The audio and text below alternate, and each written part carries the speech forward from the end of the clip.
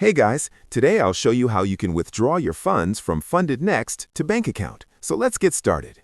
First, open your browser and go to the official Fundednext website. Then sign in to your account using your registered email and password.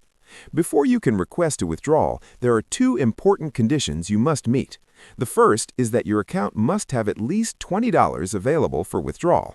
If your balance is below this amount, the payout option will not be enabled. The second requirement is completing your KYC verification. Without KYC approval, the payout button will not appear on your dashboard, so make sure your identity verification is completed and approved first.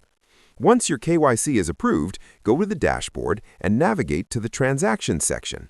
Inside this section, you'll see a Payouts option. Click on it and you'll be redirected to the Payout page. Here, you can view the total amount available for withdrawal, any pending amount that is still being processed, and the funds that are already on the way to your selected withdrawal method. On the same page, you'll also see the available payout methods, such as bank transfer or supported digital payment options like USDT or USDC. Each method includes notes explaining processing time and other important details, so it's a good idea to read them carefully before making your choice. You can also check your full payout history from this section.